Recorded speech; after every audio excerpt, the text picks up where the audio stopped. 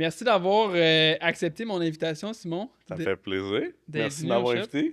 Ça me fait plus que plaisir. Entre voisins, tu sais. Ben oui, c'est ça. Tu sais, on a comme commencé à se côtoyer, je pense, il y a 4 ans pour y revenir un petit peu plus tôt, là, mais pour ceux qui te connaissent pas, présente-toi, qu'est-ce que tu fais? Tu es évidemment tatoueur, mais quel style? Puis tu tatoues depuis combien de temps? Oui, certainement. Ben, en fait, je suis propriétaire, dans le fond, du Quartz Tattoo avec mon partenaire d'affaires, Kevin. Puis on a ouvert ensemble, ça fait maintenant plus de 6 ans. Puis moi, ça va faire 10 ans bientôt que je tatoue. Là. J'ai commencé à un très jeune âge. J'ai commencé à 18 ans. J'étais à l'école en or au cégep. Puis ça a cliqué à un moment donné. Je me suis dit, tatoueur, c'est vraiment la job pour moi. Fait que j'ai lâché l'école. J'ai commencé à vraiment m'investir dans le design orienté plus vers le tatou. Puis j'ai découvert à travers les années que j'aimais beaucoup le néo-traditionnel couleur. Même qu'il y a des gens qui vont dire qu'il y a une petite touche des fois new school, peut-être plus dans les couleurs très vives. Tu sais, je vais plus établir, je pense, ma marque de commerce avec les couleurs que je vais utiliser puis la palette que je choisis. Puis l'application aussi. Ouais, exact, la saturation au travers tout ça. Ouais, pour vrai, c'est un style qui est arrivé un peu par essai-erreur, je te dirais. Là. J'ai beaucoup essayé. Au travers de ma carrière, j'ai fait de tous les styles, beaucoup. Puis on dirait que le néo-traditionnel, c'est un côté design qui m'a toujours très, très intéressé. Tu sais, j'avais des artistes en tête que j'aimais énormément, là, que ce soit, mettons, Marco Leblanc, Samy Tattoo, même au Québec, on en a des très forts.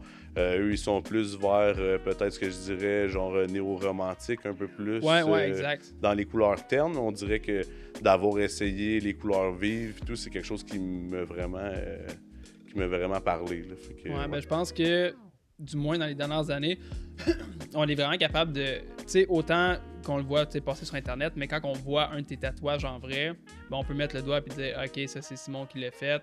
Vraiment, ton style se démarque. Puis, oui, par le dessin, mais moi, ce qui me frappe le plus, c'est comment tes tatous vont guérir. Ben, en fait, ils sont pareils, frais faits que guéris, mais la saturation des couleurs est juste incroyable. Merci. Fait plaisir. On a comme commencé par dire qu'on était voisins, du moins pendant peut-être 2 ans. On était plus proches, là, tu t'éloignes de nous autres. Je me suis éloigné de vous autres, la compétition est trop forte, on se recule. Ma question, c'est, moi, j'étais comme plus découvert justement il y a 4 ans quand j'ai ouvert mon shop, puis qu'on s'est ramassé à être vraiment près l'un de l'autre. Est-ce que ta carrière, puis on dirait que depuis, on a vraiment commencé à se côtoyer aussi en convention, puis j'ai vu une folle ascension là, de toi. Est-ce que c'est juste que ça a plus commencé là, à peu près là, 4 ans, que tu as vraiment vu ta carrière plus prendre son envol, ou c'est seulement moi qui te connaissais pas? Non, mais en fait, tu as raison. Je pense qu'il y a 4 ans, en même temps qu'on s'est rencontrés, j'ai commencé à faire des conventions de tatou. Ouais. Puis la première convention que j'ai faite, c'était à Saint-Jean-sur-Richelieu, le United. Puis dans le fond, j'ai eu la chance de tatouer des super beaux tatous. Tu sais, j'ai voulu orienter plus dans un style que j'aimais, puis montrer ce que j'avais envie de faire. Puis le fait que j'ai gagné un prix justement avec un des tatouages que j'aimais beaucoup, on dirait que ça m'a donné cette confiance-là, un genre de déclic en fait, qui a fait je dois pousser à faire ce style-là particulièrement pour m'améliorer. Fait que c'est là que j'ai décidé, il y a quelques années, j'avais fait une publication pour dire à mes clients, je m'oriente vers ce style-là. Je lâche tout ce qui est comme black and gray, le réalisme et compagnie, puis je vais aller dans mon style à 100%. Puis j'ai eu une super belle réponse de mes clients. J'en ai beaucoup même que soit j'avais des projets en cours ou j'allais commencer des nouveaux projets. Des clients qui m'ont dit « Laisse-toi aller, si tu veux qu'on y aille plus vers ton style, fais-le. » Fait que j'ai eu une super belle réponse de mon monde. Fait que ça m'a permis de vraiment exploiter là, ce petit côté-là. Puis c'est là que j'ai vu une ascension là, vraiment dans mon style, ma saturation, puis l'évolution de mon style, là, clairement. Là, c'est tout arrivé en même temps. Là, t'sais. Le fait de justement faire ton style à chaque jour t'a vraiment aidé aussi. C'est comme à pousser au maximum ce style-là, puis aussi l'application qui te démarque. Là, j'arrête pas de le dire, c'est juste que à chaque fois que je vois un tatouage guéri ou que la plupart des artistes que je côtoie ou que je connais, c'est juste incroyable. La couleur, comment elle est éclatante. Ah ben c'est très flatteur, mais c'est ça que j'aime en fait, là, que comme on puisse déterminer, dire ok, ça c'est un tatouage de Simon, tu sais, un peu comme dans les artistes qui vont faire des peintures, des toiles, en fait, tu peux dire, OK, ça c'est Claude Monet ou vice-versa. C'est là que tu vas distinguer vraiment un artiste par sa marque de commerce. Fait que ça, je trouve ça vraiment cool de pouvoir persévérer là-dedans, là, ça c'est sûr. C'est clair. Dis-moi, tu sais, là, tu tatoues 4 ou 5 jours semaine? J'étais à 5 jours semaine. 5 jours semaine, puis c'est sûr que le tatou prend énormément de temps. Tu sais, un petit peu plus tôt, on a parlé à quel point que 50% de ton temps peut aller sur le travail à la base, puis 50% sur la promotion, exact. quand on est obligé de le faire par soi-même. Tu as aussi mentionné que tu es propriétaire d'un shop avec Kev. Comment est-ce que tu es capable de gérer le quotidien, gérer ton temps, mettre une ligne, OK, là, je tatoue, là, je fais de la gestion. Comment ça se passe ton quotidien? Ben, tu vois, j'ai vraiment la chance d'avoir Kev, qui est un de mes amis d'enfance, qui va s'occuper là, pratiquement de tout ce qui est le reste, en fait. T'sais, moi, je vais m'occuper de ma clientèle, je vais m'occuper de faire mes designs, de prendre le temps de faire des beaux tatous. Je pense que dans le shop, je vais plus contribuer à être peut-être une source d'information pour les autres artistes, un appui, un exemple peut-être là, pour tout ce qui est conception de design. Je suis toujours prêt à donner mon opinion, donner un petit coup de main là, aux artistes, mais tout ce qui est niveau gestion, comme tu expliquais, ça prend à peu près 50% de ton temps. Mais l'idéal pour un artiste, c'est de pouvoir consacrer 100% de son temps à la création. C'est clair. J'ai vraiment cette chance-là de pouvoir faire ça. Kevin, super passionné de tout ce qui est la gestion, heureusement pour moi, parce que c'est quelque chose qui m'attrait pas du tout. Là. C'est vraiment pas quelque chose qui me motive, malheureusement, mais Kevin est là pour prendre le relais là-dessus. Puis ça m'aide énormément. Puis ça l'aide aussi beaucoup nos artistes. Il va autant aider niveau financier que niveau horaire, gestion de situation avec les clients. Ouais. Ça, c'est quelque chose qu'on peut faire des fois un peu plus à deux. On a une vision qu'on partage beaucoup ensemble. Puis c'est important pour nous de la faire véhiculer là, pour tout le monde. Fait que, quand il y a une situation avec les clients, que ce soit un tatoueur qui cancelle souvent ses rendez-vous ou quoi que ce soit, il faut qu'on prenne la situation en charge rapidement. C'est clair. C'est quelque chose qu'on laisse pas trop aller. Là, pour nous autres, l'image du quartz est très importante. Puis je pense qu'elle est très importante pour nos artistes aussi. Fait que je pense que ça l'aide beaucoup que nos artistes ont un certain sentiment d'appartenance avec le shop. T'sais, ça l'aide à ce que ça reste sur la même ligne directrice. On est toute une équipe très soudée. T'sais, comme au début du salon, moi et Kev, on cherchait des artistes. On s'est dit, on veut avoir des artistes d'expérience, du monde qui ont déjà un bon following et compagnie. Puis quand tu es un jeune salon, ben, c'est quelque chose qui est comme très dur, voire presque impossible. Là, je suis d'accord. À faire. Fait qu'on a comme changé notre fusil d'épaule en se disant que comme on voulait peut-être plus avoir des gens motivés, passionnés, des gens avec qui on voulait travailler puis investir du temps avec eux. Qui vous ressemblent finalement aussi, là. C'est ça. Puis tu sais, sur le long run, à long terme, c'est vraiment quelque chose qui est payé. On a des artistes qui sont super contents d'être avec nous autres, autant pour nous que pour eux. Je considère que la plupart de mes artistes sont dans mes meilleurs amis. C'est avec eux que j'ai envie de passer mes fins de semaine. Puis ça paraît, pour, je pense, ceux qui vous suivent, que ce soit le Quartz, que ce soit toi, que ce soit Kev, ou peu importe quel artiste du salon, on le voit qu'il y a vraiment une belle esprit d'équipe au shop, que vous partagez presque tout le même vibe. C'est genre vraiment funny à suivre. Puis ma question, c'est... Vous avez commencé juste toi et Kev, comme la plupart des autres shops, c'est toujours une petite équipe, 1-2 personnes. Comment cet esprit d'équipe-là a réussi à grossir puis à garder vraiment le même vibe? Puis là, vous êtes à combien d'artistes? Là, on est rendu à 10 artistes. Puis comment ça a réussi? Vous avez réussi à garder le même esprit d'équipe, puis la même... je cherche un mot, là, mais... le même esprit de business, vraiment la même atmosphère de 2 à 10 personnes. Ben, je pense que le fait qu'on soit tous très soudés, comme Fabrice, qui est notre artiste, qui est le plus ancien avec nous, là, ça fait faire déjà plus de 5 ans qu'il est avec nous. On a partagé vraiment une vibe très, très cool, très serrée avec lui. Puis, au travers des années, on a consulté beaucoup de nos artistes au travers de l'ajout de certains artistes. Je pense qu'on est tellement soudés qu'au final, quand il y a quelqu'un qui qui rentre puis qui fait pas partie tout de suite de l'atmosphère, on dirait que ça clash, puis cette personne-là finit soit par s'en aller par elle-même, parce qu'au final... Pas longtemps après. Ouais, c'est ça, on dirait que comme c'est arrivé quelques fois, tu sais, je veux dire, on n'est pas tous parfaits, là, je veux dire, ça arrive que comme la vibe fonctionne pas, puis qu'il y a des gens qui vont s'en aller après quelques mois, mais au final, il y en a, au contraire, qui peuvent arriver le premier mois avec nous, puis tout de suite, ils vont sentir là, l'esprit de famille. C'est comme notre dernier, là, Louis, qui est mon apprenti, en fait. Là, il est arrivé, puis tout de suite, ça a hyper cliqué. Il nous a tout de suite aidé beaucoup dans les conventions. Il s'est investi énormément. Fait que, je pense que de voir que lui s'investissait en nous, on a investi beaucoup en lui en retour. Puis c'est quelque chose de très donnant-donnant. Là, c'est quelque chose de naturel, en fait. C'est pas quelque chose qu'on demande nécessairement, mais on laisse les gens venir à nous. Puis une fois que tu rentres dans la bulle, c'est super fluide, là, je dirais. Là. Je pense que être tatoueur, c'est un métier à la base où est-ce qu'il faut s'investir. Il y a beaucoup de temps qui est investi à l'extérieur de juste tatouer.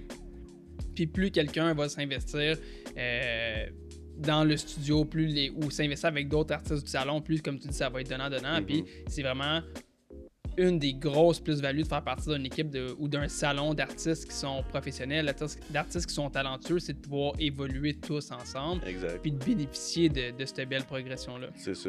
Puis je pense justement, pour compléter un peu, je pense que justement, le fait que moi et Kev, on a une vision qui est assez forte pour notre salon, je pense que comme il y a des gens qui aiment ça adhérer à cette pensée-là, puis ils aiment la direction où on s'en va.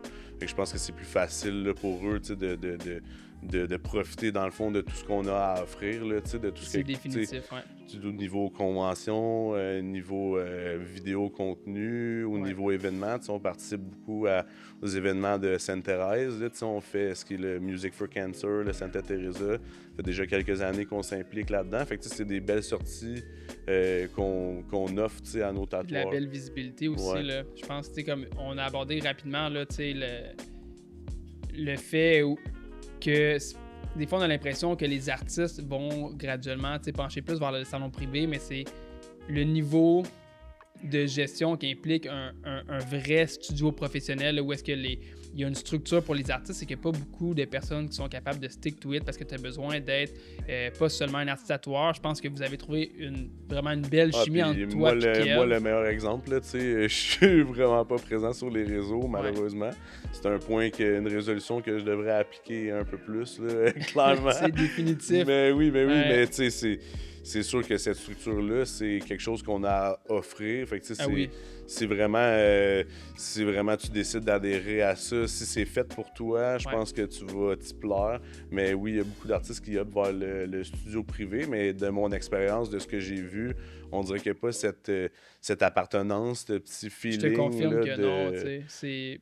C'est vraiment plus difficile de... Tu sais, je l'ai vécu, tu sais, quand j'ai ouvert le shop proche du vote.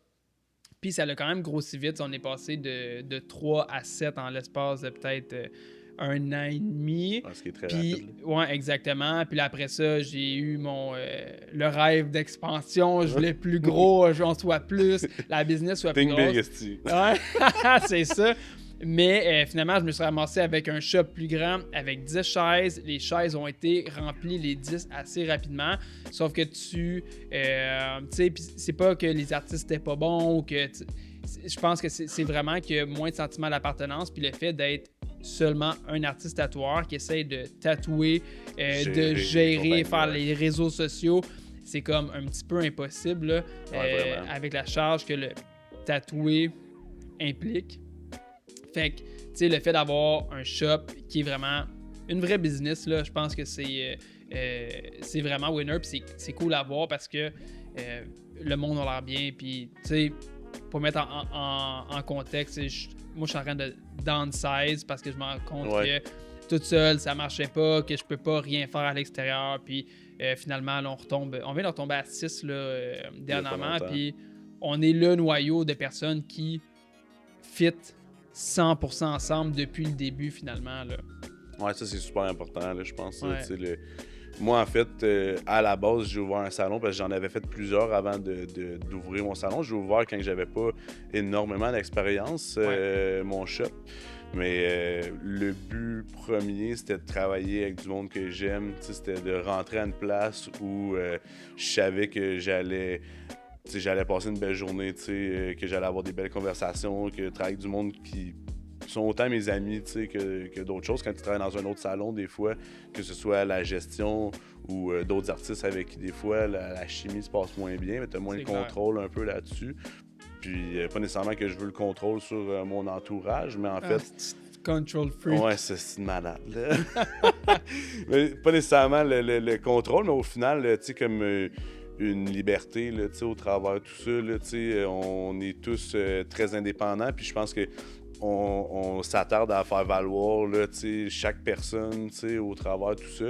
Je pense que justement, il y a peut-être d'autres salons qui prennent pas le temps de faire shiner leur artiste là, autant qu'ils pourraient. Ça demande du temps, ça demande... Je pense que il y a plus beaucoup de studios, vraiment, genre studio business. Ouais. Il y en a plus beaucoup, là. Puis, nous autres, c'est important pour nous que ce soit accessible à tout le monde, là, non seulement artistes, mais que ce soit la clientèle beaucoup. Ouais. Autant la petite Ginette là, qui veut son signe infini C'est est clair. autant importante que le gars qui t'intéresse à faire ça à sa manche au complet dans ton style. Je veux dire, même qu'au début, avec notre décoration, on mettra pas de croix à l'envers. C'est pas fou, que ce soit approchable. On voulait rester le classique corner shop, walk-in, mais briser l'ancien stéréotype de moteur. Puis aussi que corner shop, souvent on associe walk-in, le monde ne seront pas expérimentés quand que ça n'a pas rapport, c'est juste qu'on est capable de servir tout le monde. Mais autant les petits projets qui peuvent paraître moins complexes que d'avoir des artistes qui percent à l'international puis qui sont vraiment talentueux. Là. Ouais, vraiment, vraiment.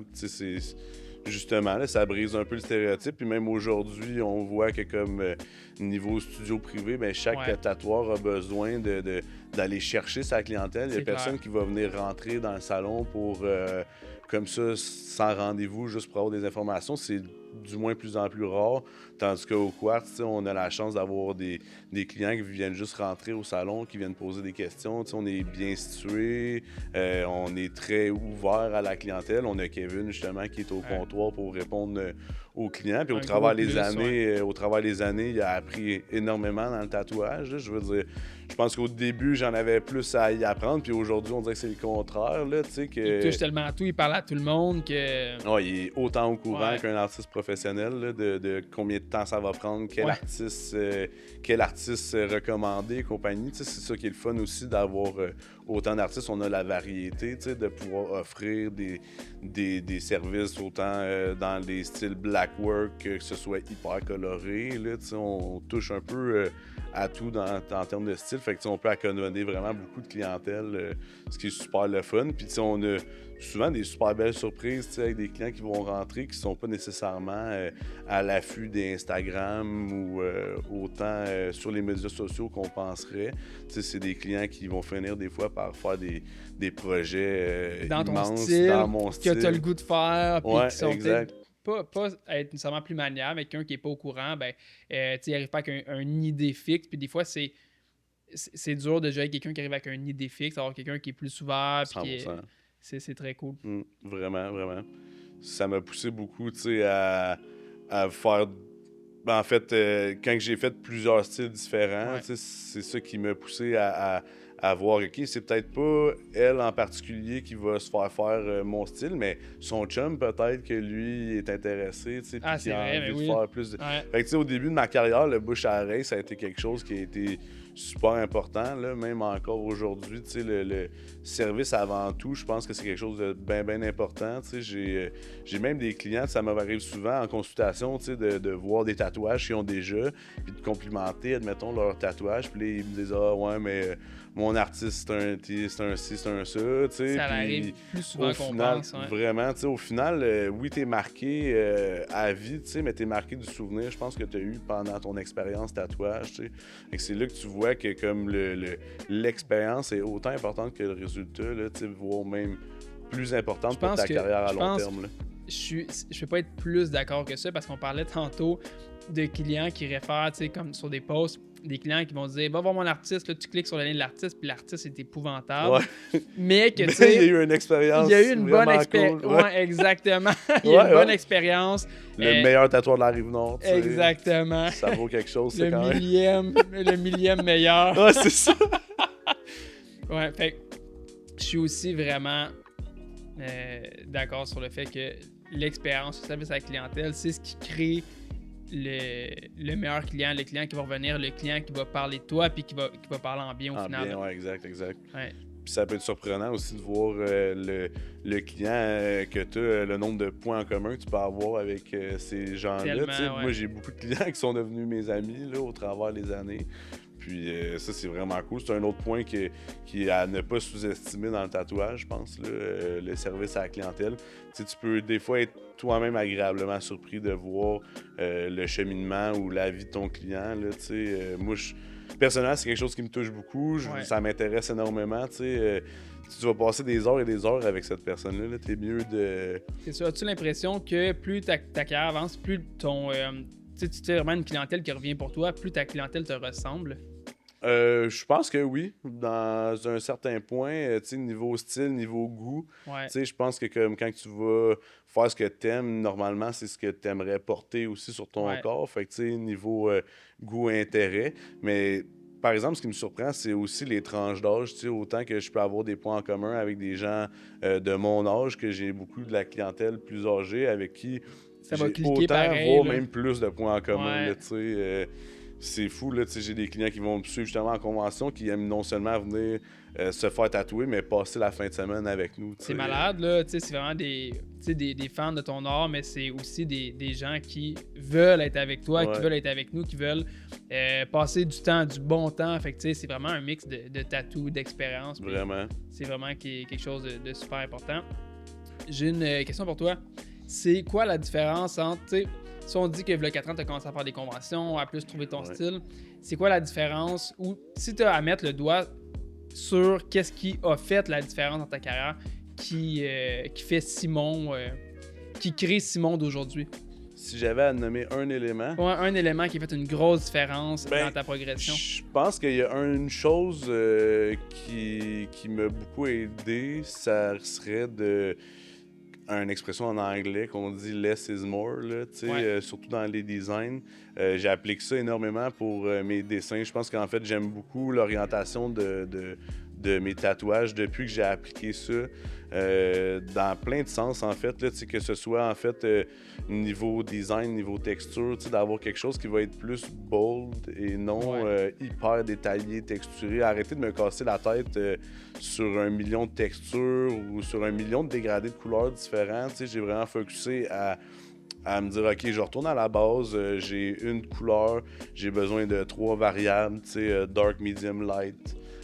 Puis de focusser sur des contrastes qui sont comme très forts, là, des trucs de base qui sont comme, mettons, les contrastes chaud-froid, la luminosité, beaucoup de noir dans le tatouage aussi. Là, comme, c'est ça, beaucoup de lumière dans le tatou. Il y a beaucoup de grosses sources de lumière chaude qui viennent frapper à des endroits stratégiques, puis ça les fait tellement popper, c'est incroyable. Exact. Je pense que le Less is More, ça a été quelque chose qui m'a beaucoup aidé, autant au niveau design que choix des couleurs. Ça a vraiment poussé mon design puis ma saturation à être plus belle. J'ai poussé à aller plus vers le résultat final. Puis aussi, au travers des années, on va dire il faut que tu penses à la guérison de tes tatous, comment ça va perdurer au travers des années. Puis ça, c'est quelque chose qui m'a beaucoup aidé. Je pense que comme des tatouages que je fais aujourd'hui vont être encore beaux dans 10 ans à cause de ça. Le fait que comme je perdrai pas nécessairement de détails, parce que le détail, en fait, le côté qui est attrayant du tatouage, c'est l'application technique, c'est qu'est-ce qui est vraiment sur la peau, c'est là, c'est franc. Je trouve que c'est ça qui est intéressant avec les tatous, puis tu les vois de loin, c'est ça aussi qui est intéressant. Tu comprends c'est quoi, puis le fait d'avoir un tatouage simple t'oblige d'avoir une application qui est parfaite. Ouais, 100%. Parce que tu vois tous les détails. Des fois, on a l'impression que plus c'est simpliste, plus c'est facile à faire. Ben, ça va être facile à faire si tu es prêt à botcher puis avoir un tatouage qui n'est pas de qualité, mais sort de quoi de parfait. Ça va être encore plus tough. Là. Vraiment, vraiment. Puis ça m'a aidé beaucoup à comprendre, tu sais, au final, le design, tu sais, ça t'aide aussi, je pense. Il y a beaucoup d'artistes ou de clients qui sont comme assez bizarres, tu sais, t'as comme aucune référence couleur sur tes designs, tu sais, j'ai beaucoup... Ou la référence est zéro pareil, ouais, comme non, ton c'est dessin. ça n'a aucun rapport, mais tu sais, c'est... capoter la première fois, ça. Ça me pousse, tu sais, ça me pousse à me questionner, OK, comment la forme est faite, tu sais, les dégradés sont où, puis en simplifiant un peu ces trucs-là, ben tu pousses à aller chercher les formes de base, tu sais. Ouais. On dit souvent, quand tu commences à dessiner, de décortiquer ton design en forme géométrique, que ce soit triangle, cylindre et compagnie, tu sais, de voir le volume que ça peut avoir. Mais on dirait que comme plus en plus je simplifie, puis je m'oriente vers un style qui est vraiment plus semblable d'un tatouage à l'autre, mais je suis capable de vraiment cerner les dégradés vont être où, quel contraste que j'ai besoin d'utiliser, à quelle place. Puis on dirait que comme il y a des tatoueurs, on dirait qu'ils ont peur des fois de perdre leur ligne ou de perdre certains détails dans le noir, dans les contrastes. Ouais. Mais je trouve que c'est ça qui est important à faire, tu sais, c'est pas grave si tu as deux côtés noirs qui viennent se toucher, que ce soit du background à ton tatouage, tant que comme tu as ton optique de savoir où est-ce que tu veux que ta couleur pop, où est-ce que tu veux que l'éclat y soit. Mais tout ça, c'est important pour attirer l'œil où ce que tu veux, tu sais. Aussi, le less is more, c'est aussi ça, c'est de guider ton œil plus facilement au travers du tatouage. Tu sais, quand tu as énormément d'informations partout, on dirait que tu sais plus où regarder quand ton tatou est texturé de A à Z. Mais encore mieux, tu peux décider de mettre de la texture à un endroit. Faire carrément un contraste de texture au final, là. Exact. Ouais. Tu sais, d'avoir une partie qui est plus lichée, plus noire ou plus dense. Puis t'en as un autre qui est hyper détaillé, plus texturé. Mais évidemment, tu sais, ton œil va être attiré par la texture directement, tu sais. C'est clair. On dirait pendant un bout, j'essaie de voir, moi, quand je travaille, qu'est-ce qui fait que j'aime vraiment le design, qu'est-ce qui fait que j'ai du fun, qu'est-ce qui fait que le résultat va être de meilleure qualité. Puis je me rends compte aussi que les projets que j'aime le plus, c'est quand je vais oversize, qu'il y a moins 1 million d'éléments qui se mixent les uns avec les autres, les projets qui ont le plus de contraste, justement d'en mettre moins puis de miser sur la qualité d'application. Puis juste... Less is more, ça fait tellement de sens. Le oversize aussi, c'est un bon point. Là. Je trouve que c'est cool parce que c'est comme, premièrement, tu vas avoir quelque chose qui est vraiment wow, qui est comme frappant, c'est striking, d'avoir, mettons, un visage qui va prendre toute la cuisse au complet à la place d'avoir la main des fleurs, j'en rajoute. Tu comprends pas qu'est-ce qui se passe, faut que tu te rapproches. Exact. C'est quelque chose qui est impressionnant, puis je pense que c'est cool pour un client d'avoir un tatou qui va être un showstopper, là, comme on dit, là, que les gens vont s'arrêter pour voir. Puis je trouve que c'est super intéressant là, d'avoir des trucs justement oversize comme ça. Ben, tu peux montrer plus de technique aussi, je pense, là, au travers de tout ça. Là. On va tourner vers une partie un petit peu plus funny. J'ai 2-3 questions à te poser. On va se faire du fun. Ça fait 10 ans que tu tatoues, là, tu me dis? Ouais, dans pas long. Là, l'année prochaine, en fait, ça fait 9 ans. Mon anniversaire est à Noël parce que ça, c'est une drôle d'anecdote. Là. J'habitais avec des colocs, dont Kev, en fait, il y a plus de 10 ans. Puis, tu sais, j'orientais beaucoup mes trucs vers le tatou, comme je disais, là, même dans mes cours en art. J'essayais de pousser vers le tatouage, mais on dirait que j'avais pas le guts d'acheter une machine. Fait que c'est mes colocs. Faire le move, là. Ouais, c'est mes colocs qui m'ont acheté une machine à Noël. Ils voulaient des tatous gratuits, ça. Ouais, exactement. Fait que sur la table de cuisine, on a fait des tatous machine eBay. Ouais. Mais sincèrement, c'est de là que ça part. Puis, tu sais, comme il y a beaucoup d'artistes qui vont soit pas compter les premières années ou tu sais qui ont comme ils ont commencé, ils ont arrêté, fait qu'ils reprennent juste l'année genre du vrai début, mais moi j'ai vraiment jamais arrêté, tu sais, c'est pour ça que je trouve ça important de stipuler, tu sais, que comme j'ai commencé à Noël, quand j'ai eu ma machine, c'est là que j'ai commencé à tatouer. C'est un bon point de départ, j'ai commencé exactement de la même manière, à 18 ans, les premiers tatous c'est à la table de cuisine, littéralement. Ouais, exactement. Genre, des hosties d'affaires épouvantables, là, genre tatouer 2 clients sur des amis, là, genre sur la même serviette. Tu sais, des trucs 100%. Que t'as aucune idée. J'ai des photos de mes premiers tatous, j'avais pas de gants. En fait, plus drôle que ça, j'avais un gant, tu sais, les petits gants là, d'hiver là, que tu mets. J'avais coupé les bouts de doigts. Ah, c'est dégueu. Parce que dans le fond, c'était n'importe quoi. Parce que dans le fond, la machine était faite en métal. Puis le contact qui se faisait, en fait, je prenais un choc électrique, genre à chaque fois que j'avais ma machine sur ma main, sur le tube. Fait qu'il fallait que je mette un gant juste comme pas pour l'hygiène, mais me protéger du choc électrique. Assez. C'est quand même épouvantable. C'est fou, hein? Ouais. Puis je me rends compte à quel point, tu sais, je pense qu'aujourd'hui, tu sais, je donne la formation, mais tu sais, la formation, puis les formations est plus accessible en général, mais à quel point je parle à presque n'importe qui qui a commencé il y a à peu près 10 ans, toute seule, chez eux, pas de formation. Hey, c'est toute l'espèce de même processus. J'avais comme aucun repère, là, tu sais, moi, quand j'ai commencé, c'est ça que j'ai trouvé dur, là, tu sais, je connaissais personne dans le milieu, j'avais pas de tatouage non plus, puis encore moins l'argent pour aller m'en faire. Même chose. Fait que, tu sais, c'était beaucoup du essai-erreur, tu sais, faut que tu te lances à un moment donné, tu sais, je trouve, justement, il y a des gros jugements, des fois, sur ce qu'on va dire des scratchers, mais je trouve ça un peu dommage, des fois, parce que tu peux pas savoir où cette personne-là s'en va, tu sais, comme il y a bien des gens, moi, qui m'ont comparé à être un scratcher, là, il y a plusieurs années, là, tu sais, je veux dire, puis regarde aujourd'hui où on est rendu. C'est toujours au même endroit. Ouais, un vrai pareil. scratcher un jour, un tatou dans ma table de cuisine.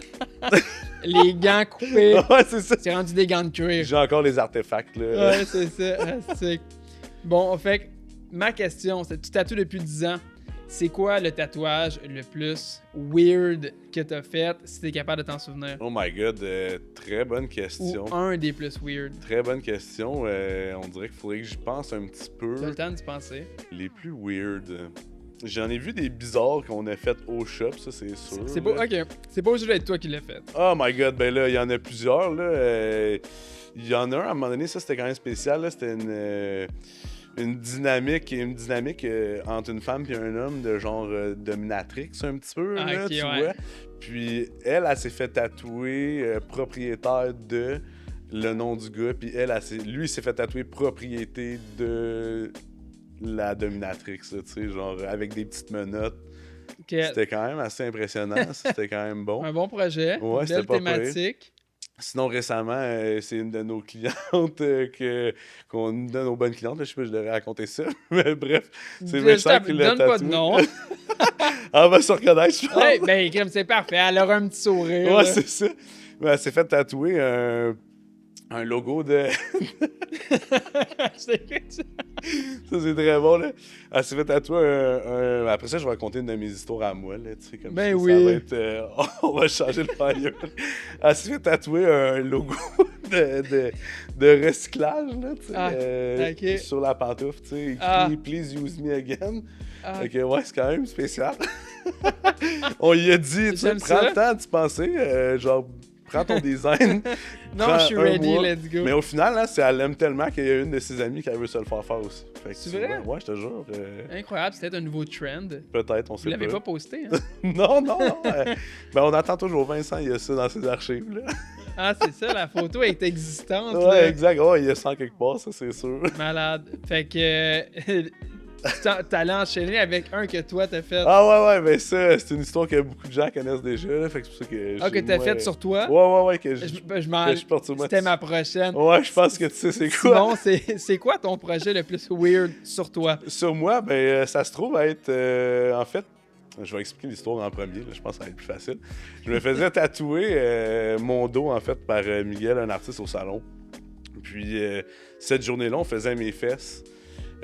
Qui était quand même une partie assez douloureuse. Puis moi, j'étais un cordonnier mal chaussé, fait que j'aime bien ça, boire pendant que je me fais tatouer. Mais oui, c'est une bonne habitude. Le bon rhum, ça règle bien des problèmes. Puis cette journée-là, on dirait que j'avais ambitionné peut-être un peu trop sur le rhum. Là. J'ai bu pas mal, beaucoup trop. J'ai dépassé la limite recommandée. Tu te fais pas conduire après? Non. Même plus conduire mes pieds, je te dirais. Ah, fait que là, qu'est-ce qui s'est passé? C'est que j'étais en train de me faire tatouer mes fesses. Puis Miguel a eu la brillante idée de me dire « Hey, on tatoue des yeux dans le cul. » J'ai dit « Ben, c'est maintenant ou jamais. » Fait que c'est ça. Quelle bonne idée. Il y a des bonnes archives. Fait que maintenant, j'ai 2 yeux au-dessus du péteux. Fait que ouais, j'ai toujours un petit bonhomme surpris qui te regarde si... si je me rends si là. Jamais tu rends là, ouais.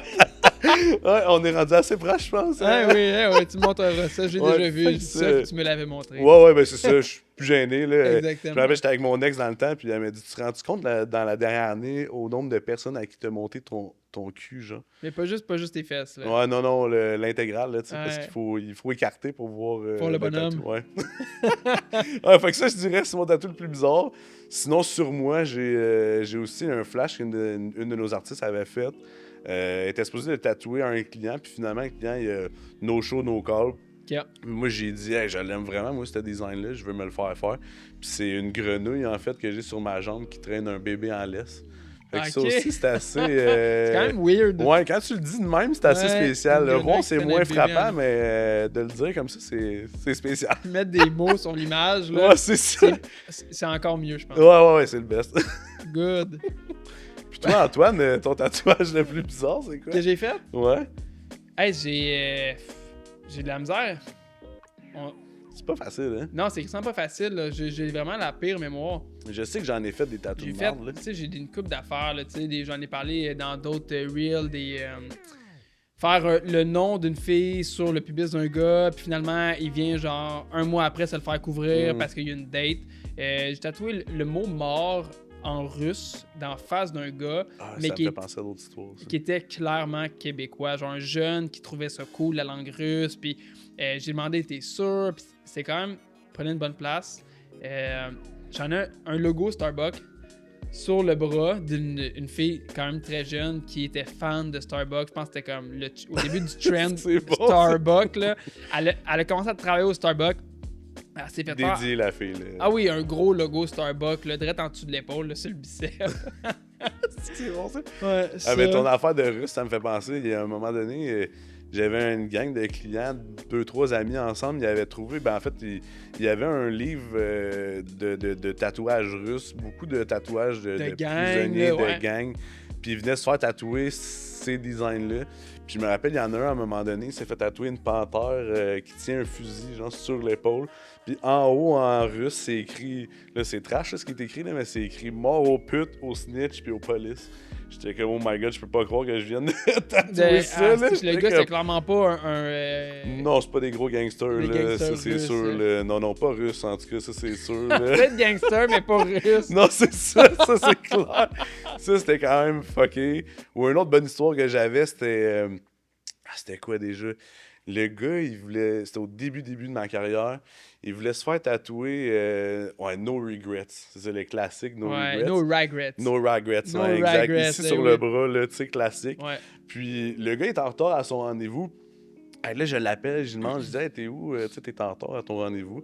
Il me dit, oh, ouais, ça sera pas long. Il dit, j'étais à la banque, là, j'étais en train de faire faillite. Puis, il dit, je m'en viens tout de suite après. Donc, là, lui, dans la même journée, il a fait faillite. Puis il est venu se faire tatouer No Regrets dans No Regrets. No Regrets, ouais. Tu sais, quand t'as les priorités aux bonnes places. Ouais, lui, il porte très bien son tatou, je dirais. Aucun regret. Aucun regret.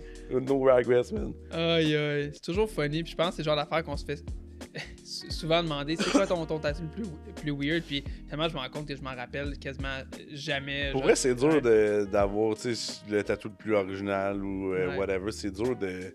Puis pourtant, on en a fait des affaires que ce matin-là, tu pensais juste à ça. Là. Tu t'es dit genre tu ça. Tu en parlais à tout le monde. Ouais, t'es genre ça va être l'histoire du siècle. Puis finalement, tu t'en rappelles pas. Là, ça m'arrive tout le temps. C'est que j'ai une bonne histoire qui m'est arrivée dernièrement. Puis je voulais en faire un petit vidéo, je l'ai pas faite. C'est un matin, je me lève. Puis je me lève quand même tôt. Puis je vois que j'ai reçu un texte sur Instagram, un message sur Instagram vers minuit le soir. C'est un client que j'avais eu il y a 5 ans. Puis tu sais, j'ai comme eu un gros boom dans ma carrière, rien qu'un peu avant d'ouvrir le shop. Fait que là, 5 ans, ça donne à peu près quand j'ai comme commencé à faire du réalisme. Ouais. Fait que j'avais encore des petits projets, puis je demandais genre 20 ou 40 pièces de dépôt. Là, fait que c'était ridicule. Finalement, un client de 5 ans qui m'avait laissé 40 pièces de dépôt, qui avait fait un no-show. Il était pas venu à son rendez-vous, il m'avait jamais répondu. Il m'a réécrit 5 ans plus tard, vers minuit le soir, pour savoir s'il pouvait son 40 pièces. Avoir son 40 pièces de dépôt. Oh my god, tu dis lui, il est dans le marbre, là. Tu as-tu donné son 40 pièces? C'est clair. Tout de suite, le matin, je vais te faire un virement. Oh my god, c'est bon, ça. Mais ça arrive aussi, là, tu sais, des vieux dépôts, genre, qu'on se rappelle plus. Ouais. Ça, Kev, il est très bon là-dessus, au moins, là, tu sais, on a une bonne base de données, mais... T'as pas le choix. Ben, t'as pas le choix. La réalité, c'est que presque personne le fait. C'est quand, justement, t'as la chance d'avoir une structure en place que tu te rends compte à quel point ça donne une valeur. Parce que si tu veux pas renvoyer le dépôt, t'as une raison. Tu sais, genre, premièrement, tu m'as fait perdre de l'argent, puis deuxièmement, ça fait 5 ans, là. C'est ça. Il est minuit. Ouais, il est minuit, ouais, c'est ça. Quoi? Ça me fait penser, le premier shop où j'ai travaillé, ça, c'était quand même quelque chose qui m'avait quand même abasourdi, là, tu sais, genre... elle, ce qu'elle disait, la propriétaire, elle disait aux clients de garder leur facture, dans le fond, leur facture mitaine, là, parce que c'était pas... C'est fait à la main. C'était fait à la main, là, rien de très legit, si je peux dire. Fait que, elle disait aux clients de garder leur reçu pour avoir, dans le fond, leur dépôt à la fin du tatouage, pour déduire. S'ils perdaient, elle remboursait pas le dépôt. Fait que, ça arrivait, mettons, des fois qu'il y a des clients, mettons, ils faisaient faire une manche complète. Là, arrive au dernier rendez-vous, j'ai 100$ de dépôt, j'ai plus le papier. Et comme, ben, t'as plus le papier, t'as plus 100$. Fait que le gars, il vient d'investir, je sais pas combien, genre, dans ton salon. Puis toi, en le remerciant, tu lui dis, t'as perdu ton dépôt parce que t'as perdu ton service papier. de merde. Ah, c'est le nombre de clients qui sont venus en tabarnak, là, on va le dire. C'est clair. Puis s'il y a bien quelque chose que tu veux pas, c'est un client en tabarnak, là, les histoires là-bas, c'était quelque chose. Hein. Comment vous fonctionnez avec les dépôts shop? Est-ce que, le client, y a-tu un délai pour déplacer? Y a-tu un délai pour canceller? Je pense que c'est une question qui revient tout le temps. Puis c'est toujours... Personne fonctionne de la même manière. Ouais, certains. Il y a des gens qui pourraient dire que comme on a l'air d'être sévère au niveau des dépôts, mais on demande une semaine d'avance pour déplacer des rendez-vous. Puis normalement, on essaye de dire aux clients que on veut pas déplacer trop longtemps pour que le tatouage finisse par se faire dans un laps de temps raisonnable. Ça fait du sens. Pour pas que ça soit, on reprend le projet dans 2 ans, parce que c'est déjà arrivé dans le passé. On essaie de dire aux clients de déplacer, mais souvent, admettons qu'il y a quelques rendez-vous de prix, ben si tu veux déplacer, on va déplacer à ton prochain, puis on va te rajouter une nouvelle date à la fin de tes rendez-vous. Fait que oui, on demande une semaine à l'avance. Le dépôt peut varier entre 100 et 200 $. On n'est pas trop chérant sur les dépôts. Non. Mais le dépôt est non remboursable, mais il est déplaçable une semaine à l'avance, justement. Mais non remboursable dans le sens que si l'artiste a commencé déjà à travailler sur un design, dans le fond, c'est de l'argent pour que l'artiste soit dédommagé. Là, au final, si tu décides d'annuler le projet tout court. Il y a toujours une chance pour être, une semaine à l'avance, ça laisse quand même quelques jours, mais il y a des chances que tu réussisses pas à ton booker dernière minute. C'est ça, en fait, l'affaire, là, c'est que je pense que comme te dire la veille ou de dire 2 jours d'avance, premièrement, ça fait que les clients ils ont tendance à vouloir plus annuler, premièrement. Parce qu'ils peuvent se revirer de bord à la dernière minute, de dire je veux déplacer, j'ai quelque chose, je vais me booker, ou 2 jours d'avance sur une opportunité. Ou j'ai pas l'argent nécessaire, comme de planifier quelque chose. Rendu là, je vais probablement avoir l'argent. Ouais, exact. Il n'y aura pas de conséquences si je déplace dernière minute. Fait que tu laisses une porte ouverte. Toujours. Ouais. Mais je pense qu'en fait, la structure elle a l'air très sévère comme ça. Mais en fait, c'est plus que ça permet de montrer aux clients que pour nous autres, c'est quelque chose de sérieux. On a un engagement avec cette personne-là. Chaque artiste est payé par tatouage. Fait que si tu viens pas ou tu te désistes de ton tatouage, il n'y a pas de salaire. Il n'est pas payé à l'heure, cet artiste-là. Fait que je pense que ça permet de sensibiliser les clients à ce niveau-là. Mais on n'est pas à cheval non plus là-dessus. Là, ça arrive souvent qu'on a des bons clients. Il y a du cas par cas aussi. Ouais, en fait, c'est juste du cas par cas.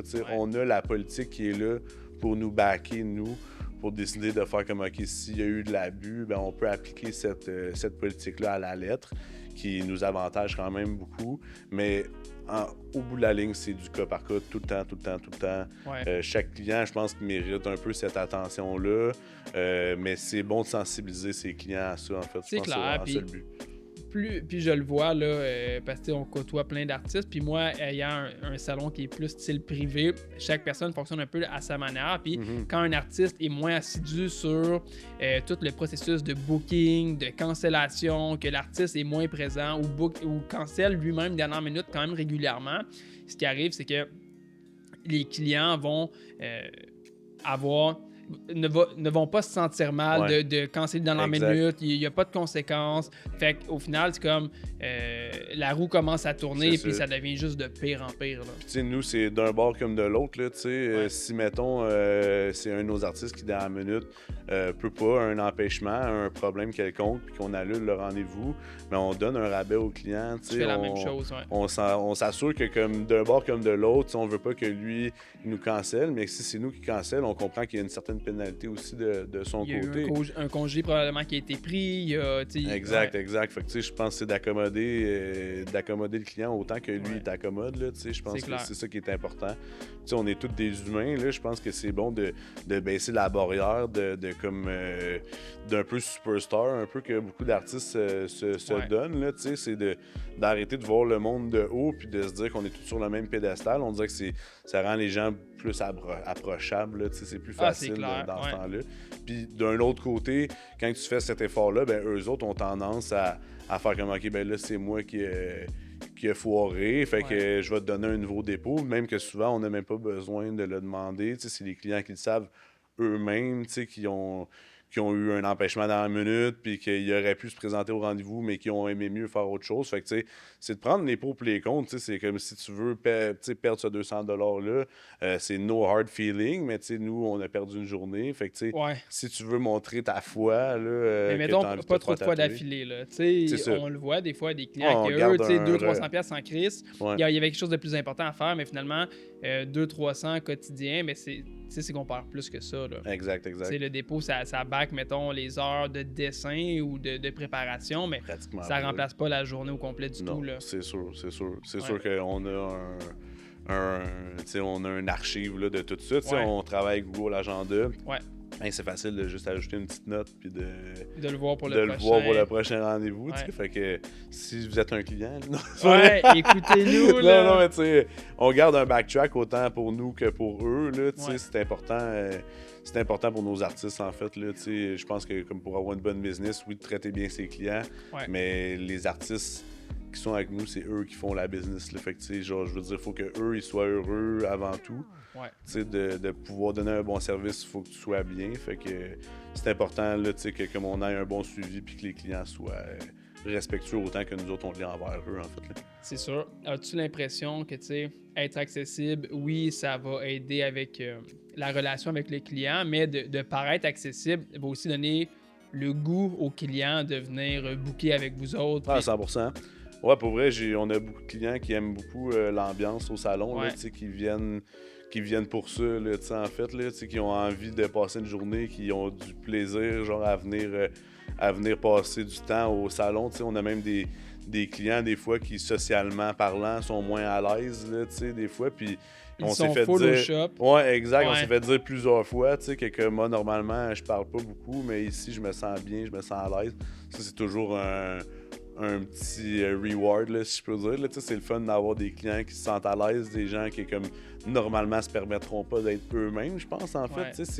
On est beaucoup dans l'expression de soi, là, dans le tatouage. Clair, là, Fait que je pense que c'est important de permettre à ces gens-là de s'exprimer aussi. Mais ça arrive souvent que entre clients, c'est drôle parce que souvent on va booker aux 3 semaines un client, mais ça arrive souvent qu'il y a certains clients qui vont se retrouver en même temps à avoir leur rendez-vous aux 3 semaines. Je sais, c'est pareil au shop, c'est quand même drôle, ils se rencontrent, ils sont comme « c'est encore aujourd'hui », puis là ils repartent sur la discussion qu'il y a eu il y a 3 semaines. C'est malade, j'adore ça. Mais ça, c'est vraiment le fun pour C'est la beauté des salons air ouverte aussi, on en a parlé un peu, c'est un gros plus. Dis-moi, Simon, si tu te projettes dans la prochaine année, dans les 2-3 prochaines années, c'est quoi tes objectifs et où est-ce que tu te vois? Je pense que mes objectifs, ça serait d'être plus présent sur différentes sphères du tatouage, là, comme que ce soit à niveau formation, que ce soit niveau convention. J'aimerais ça être plus présent, que ce soit dans l'organisation ou dans des trucs du genre. On dirait que j'aime tellement l'industrie que j'aimerais ça en faire partie de plus en plus, de faire plus de guest spots. Là, j'ai commencé un petit peu à l'international déjà. C'est quelque chose que j'adore. C'est quelque chose que tu remarques que dans le fond, un tatoueur, peu importe où dans le monde, c'est la même genre de connexion que tu vas te faire. C'est clair. Fait que ça, c'est quelque chose que j'aimerais beaucoup. J'ai des artistes qui sont venus avec moi l'année dernière. Ça serait de pousser aussi ma shop à devenir quelque chose de plus international. Je pense que dans les dernières années, toi puis moi, on brise un peu le stigma de vous n'êtes pas une shop de Montréal, fait que ça doit pas être une grosse shop. J'aimerais ça, pousser ça encore plus loin, d'aller vers le côté justement international, être reconnu au travers le monde. Là, vraiment, c'est quelque chose qui... On a des artistes qui gagnent à être connus, là, sincèrement. on va partout, tu sais, autant en France. L'année prochaine, on aimerait peut-être ça aller en Espagne, en Italie, tu sais, essayer de faire des conventions à l'étranger. C'est vraiment quelque chose de gratifiant. Puis on se rend compte qu'au Québec, on a une force quand même. On a une force énorme dans le tatouage, sincèrement. Fait que je pense qu'on gagne à être connu de plus en plus, sincèrement, mondialement. Fait que ça serait quelque chose que j'aimerais beaucoup. C'est des très beaux projets. Je pense que vous avez définitivement le potentiel. Vous avez l'énergie pour le faire. Puis, c'est drôle comment vous avez...